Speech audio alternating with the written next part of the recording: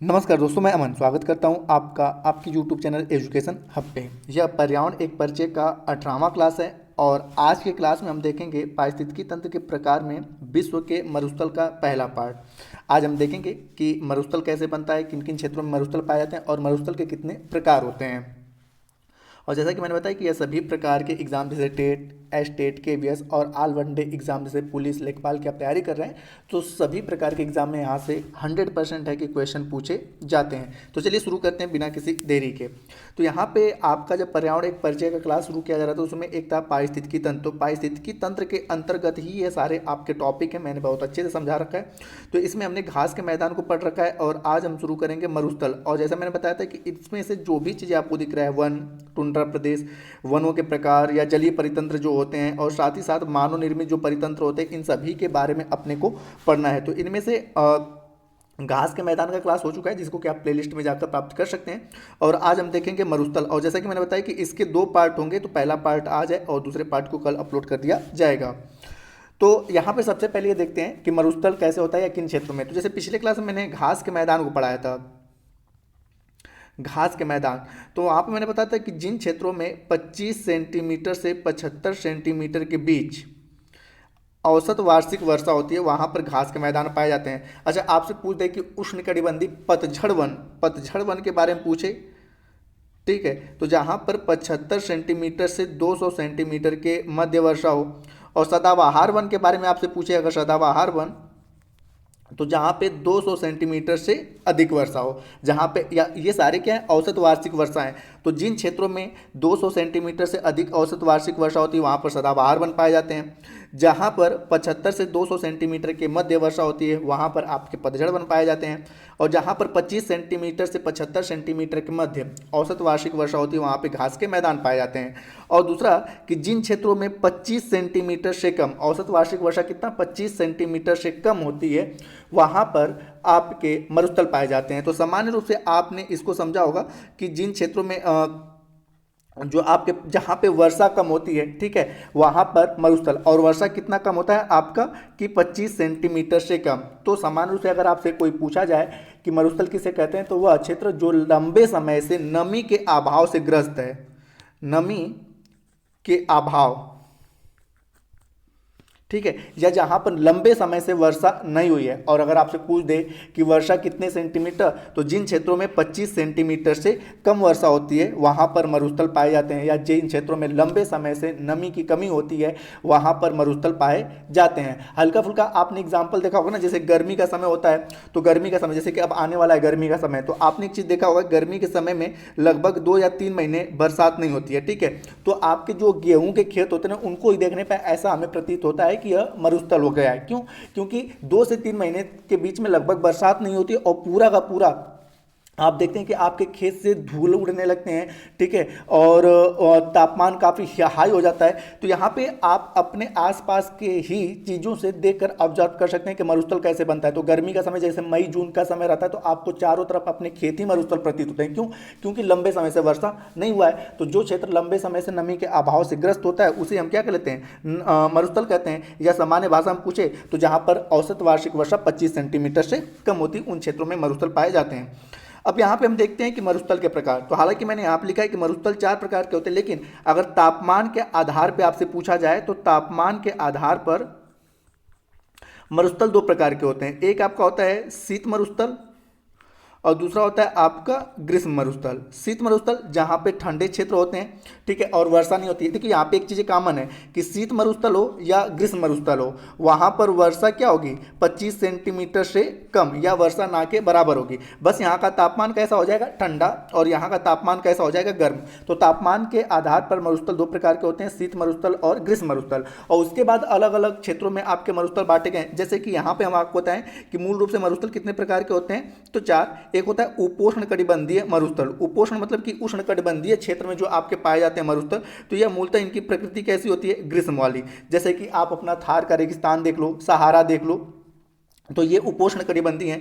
दूसरे हैं आपके ठंडे मरुस्थल, ठीक है। तो ठंडे मरुस्थल का मतलब कि जहाँ पर तापमान ठंडा हो, जैसे कि आप लद्दाख, भारत में कई बार ये क्वेश्चन पूछा गया है कि भारत में शीत मरुस्थल किसे कहा जाता है, तो ले लद्दाख को। तो वहाँ का तापमान कैसा है, ठंडा है, लेकिन वहाँ पे बरसात नहीं होती है, तो जहाँ पर बरसात नहीं होगी वो क्या हो जाएगा, मरुस्थल हो जाएगा। तो ये क्या है, ठंडा है।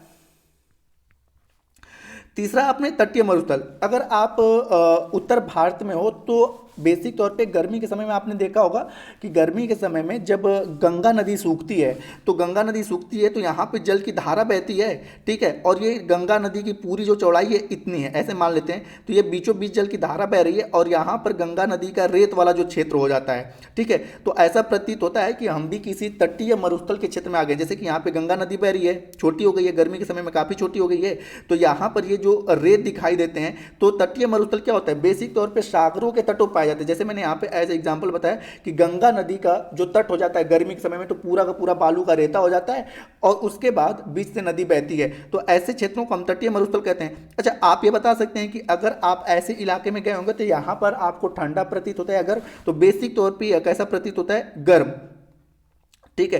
तो ये भी क्या होता है, गर्म। तो ये भी क्या है, ग्रीष्म मरुस्थल है। और अगला है कि आपको पता है कि ध्रुव, ठीक है। तो ध्रुव किसे कहते हैं, तो 90 डिग्री उत्तरी अक्षांश और 90 डिग्री दक्षिणी अक्षांश को हम लोग कह लेते हैं ध्रुव। तो ध्रुवीय क्षेत्र पे आपने पता है कि हमेशा ध्रुवों पर क्या होता है, ठंडा होता है। तो इन क्षेत्रों में जो मरुस्थल पाया जाता है उसे ध्रुवीय, मतलब उत्तरीय, जैसे कि अंटार्कटिक और अंटार्कटिका, ये सारे क्या है, ध्रुवीय मरुस्थल हैं। तो ध्रुवों पे क्या होता है, ठंडा, ठीक है। तो आप देख पा रहे हो ना कि दो ठंडा है और दो गर्म है। तो इसलिए मैंने कहा कि अगर आपसे पूछा जाए कि तापमान के आधार पर मरुस्थल कितने होते हैं, दो, एक होता है शीत मरुस्थल और दूसरा होता है ग्रीष्म मरुस्थल, ठीक है। और ऐसे समान रूप से आपके चार मरुस्थल, ठीक है, उपोष्ण कटिबंधीय, ठंडे मरुस्थल, तटीय मरुस्थल और ध्रुवीय मरुस्थल। तो अब आगे बढ़ते हैं हम इन मरुस्थल के प्रकार में। तो सबसे पहले हम देखते हैं उपोष्ण कटिबंधीय मरुस्थल किसे कहते हैं। तो यहाँ पर लिखा गया है कि उपोष्ण कटिबंधीय मरुस्थल को गर्म रेगिस्तान भी कहा जाता है। यह मरुस्थल प्रमुख रूप से कर्क और मकर रेखा के आसपास 20 डिग्री से 35 डिग्री उत्तर और दक्षिण क्षेत्र में पाई जाती है। तो यहाँ पे आप देख रहे हो ना, कर्क रेखा, तो यहाँ पे आप देख रहे हो कि ये विषुवत रेखा या भूमध्य, 0 डिग्री अक्षांश को विषुवत रेखा या भूमध्य रेखा कहते हैं। और उसके बाद ये कर्क रेखा कहाँ तक है, आपका 23.5 डिग्री तक, ठीक है। और मकर रेखा भी कहाँ तक है, आपका 23.5 डिग्री। तो यहाँ कह रहे हैं कि यह 20 डिग्री से शुरू होता है, जो आपका उपोष्ण कटिबंध होता है यह 20 डिग्री उत्तरी से शुरू होता है और लगभग 35 डिग्री तक, और 20 डिग्री दक्षिणी से शुरू होता है और लगभग 35 डिग्री तक। तो यहाँ पर आपके पाए जाते हैं उपोष्ण कटिबंधीय मरुस्थल।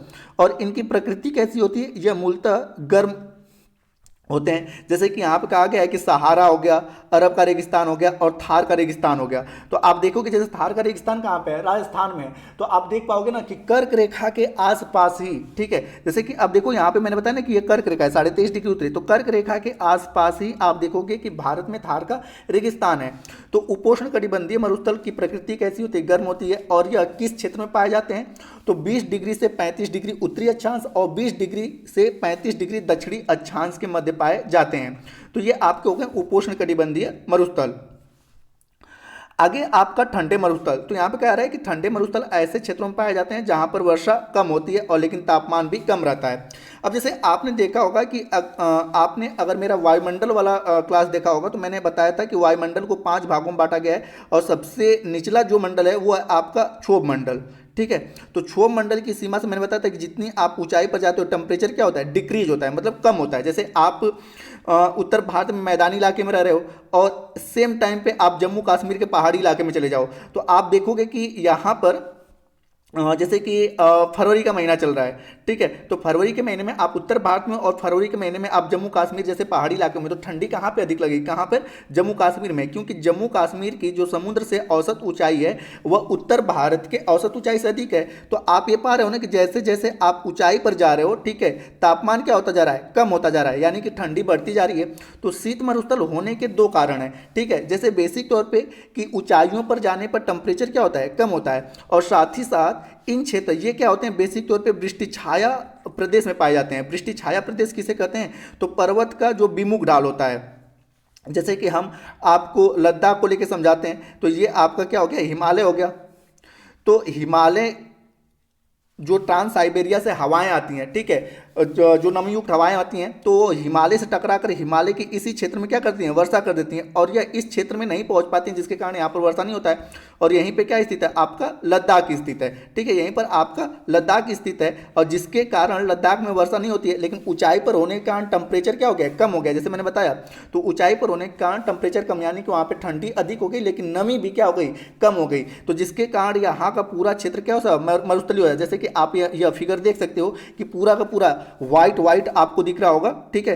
तो यह कह रहा है कि ठंडा मरुस्थल ऐसे क्षेत्रों में पाया जाता है जहां पर वर्षा कम होती है लेकिन तापमान भी कम रहता है। और आपका क्वेश्चन पूछा गया है कि लद्दाख में वर्षा क्यों नहीं होती, तो क्योंकि लद्दाख जो है हिमालय के वृष्टि छाया प्रदेश में स्थित है।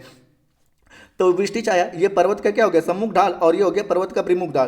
तो हवाएं आती हैं और पर्वतों से टकराकर पर्वत के सम्मुख ढाल पे तो खूब वर्षा करती हैं, लेकिन पर्वत के विमुख ढाल पे वर्षा नहीं करती हैं। और पर्वत का यही विमुख ढाल क्या कहलाता है, वृष्टि छाया। वृष्टि मतलब होता है वर्षा, वर्षा की छाया मतलब जहाँ पे वर्षा नहीं होती है उसी को हम क्या कहते हैं, वृष्टि छाया प्रदेश कहते हैं। अब यहाँ पे प्रमुख ठंडे रेगिस्तान जो है, जैसे गोबी का रेगिस्तान, ठीक है, टकला मकान, लद्दाख आदि। अच्छा, इन सभी को पार्ट 2 में हम देखेंगे कि सारे रेगिस्तान किन किन क्षेत्रों में पाए जाते हैं और इनकी विशेषताएं क्या हैं। तो अभी बस हम देखेंगे कि मरुस्थल के प्रकार कौन कौन से हैं।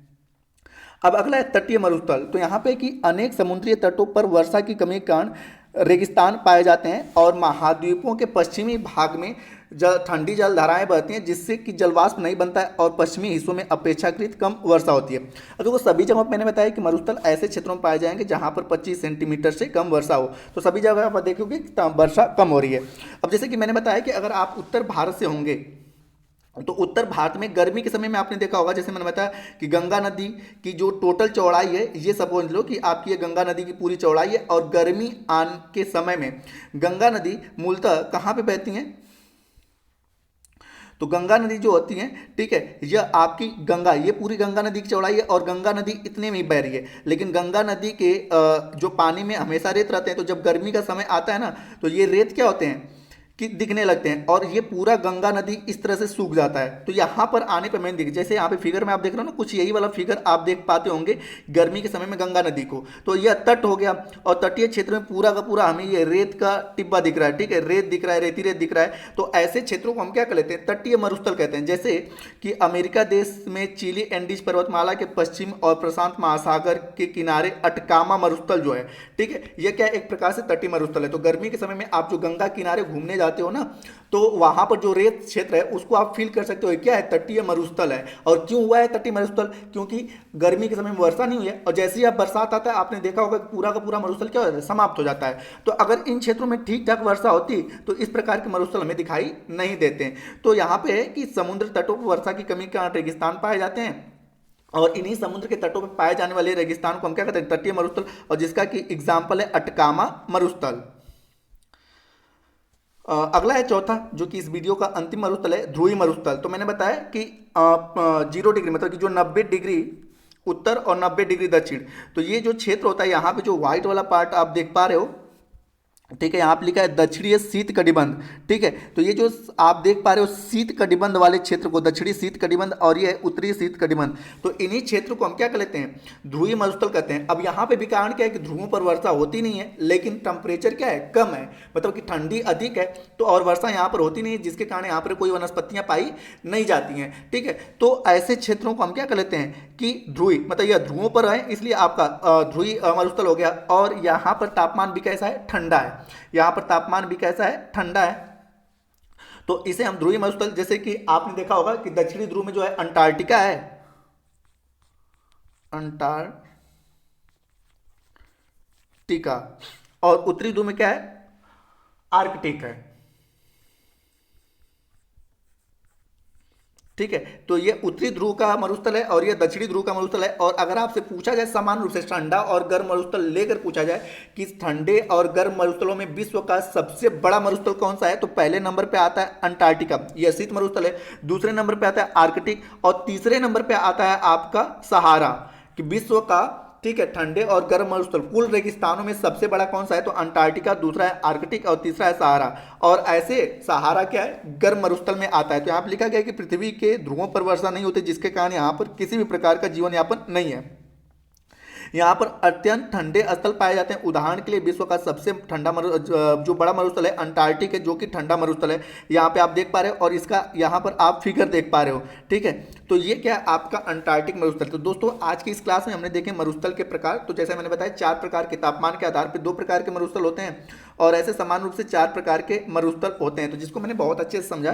तो दोस्तों अगर वीडियो पसंद आया तो वीडियो को लाइक करें, कमेंट करें तथा अपने दोस्तों के साथ शेयर करें और चैनल पर नए तो चैनल को सब्सक्राइब अवश्य करें। एवं इस पीडीएफ को प्राप्त करने के लिए आप हमारे टेलीग्राम से जुड़ सकते हैं, जिसका लिंक वीडियो के डिस्क्रिप्शन में दिया हुआ है। तो वीडियो के अंत तक बने रहने के लिए धन्यवाद। मिलते हैं जल्दी नेक्स्ट वीडियो में।